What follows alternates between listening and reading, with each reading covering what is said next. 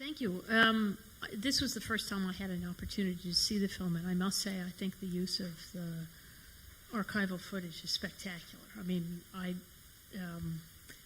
think we don't see as, first of all, we don't even realize there's so much of it, and we don't these days use it effectively. And so I can easily imagine, I teach several courses in which I would be interested in showing this and so forth and so on. So as a sort of modern history document, apart from the story, apart from Gertrude Bell, just the pictures of that era, I think it's very effective and very interesting. I think the interesting thing about Gertrude Bell from my perspective is that there are so many different ways to frame her. And I think that was, in a sense, part of her challenge of, like, who am I? Am I a person or not? And she was very self-conscious about representing things. That's why she dressed the way she did and so forth and so on. This was important to her, that she was come off as sort of a figure, but I don't think she ever sorted out in her own mind exactly what she represented, which is therefore a challenge for you.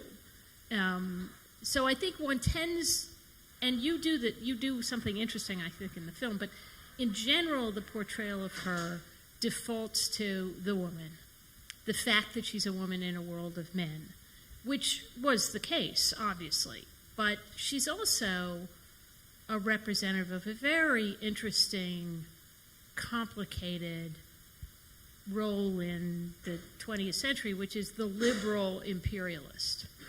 And we now tend to think of imperialism as having been, Cromer and if you'll excuse me for putting it this way, the real creeps.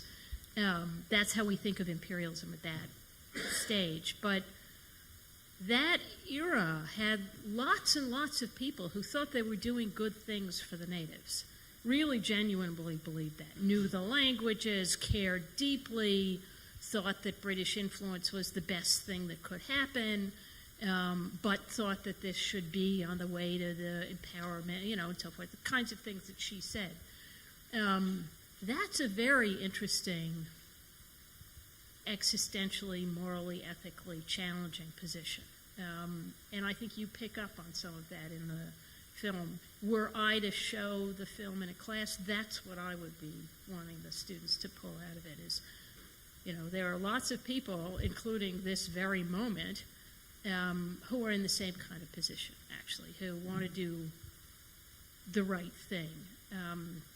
And finally, just to wrap up this piece of it, there's a book by a woman named Emma Skye who worked with the Iraqi U.S. Provisional Authority, whatever we called it. She's British, but she worked with the Americans. And she reports that the Iraqis would describe her as Gertrude Bell.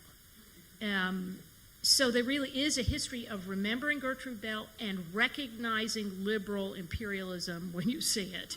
Mm-hmm.